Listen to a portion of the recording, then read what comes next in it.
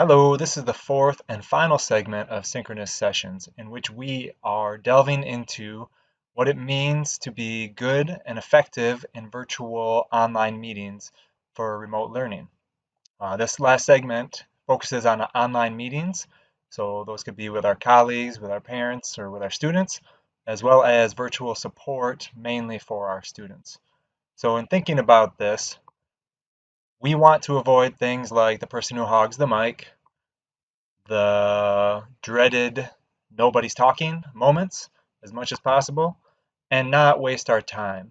So, to do that, we want to look at things that involve proper planning, including things like agendas. We're going to share some resources, or we're going to look at resources that might help you with that.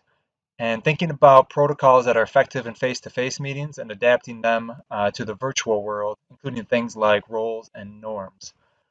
And then what tools and or ideas can we use to set schedules and set limits so that we're using our time well and still doing our jobs and supporting everybody that we need to support.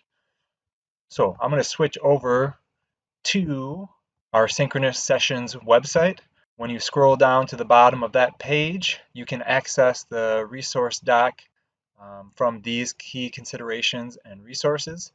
And when you do, it'll take you to this last section of that doc.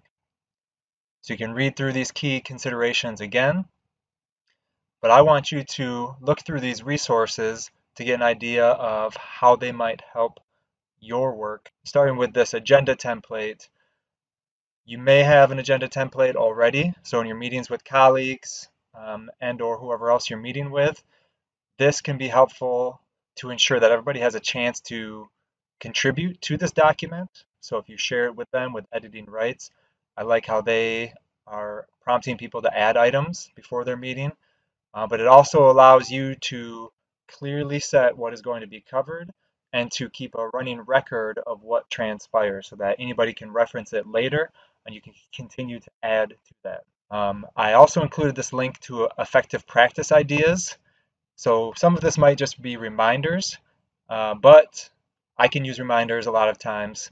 I like the idea of creating co-created norms or adapting what your existing norms are to a virtual environment with things like muting your mic, raising your hand.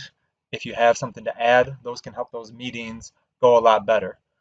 Um, so more planning, try to avoid the technical snafus by helping people prepare appropriately ahead of time.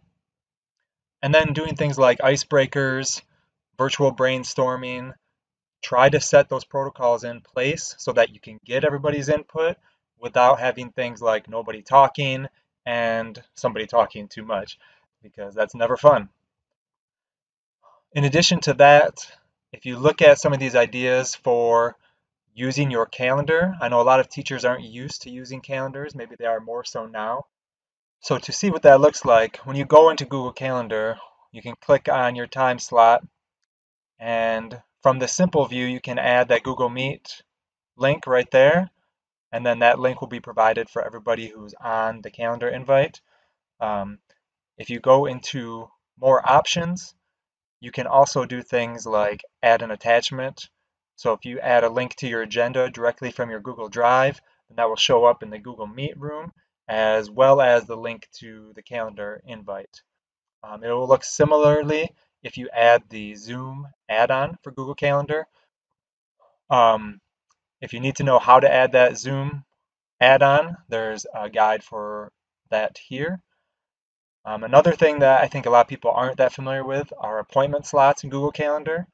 It looks similar, but when you do it, let's say this is the link I would share with students, I can list the spots that I'm available to meet with them. And then as a student, I could click on this virtual support link, book that appointment, and when other people do it, those appointment slots are taken. So you don't have to give them access to your calendar, you just give them a link to this, and then once they have booked that appointment, I'll get out of this. So here is that appointment that was booked with me.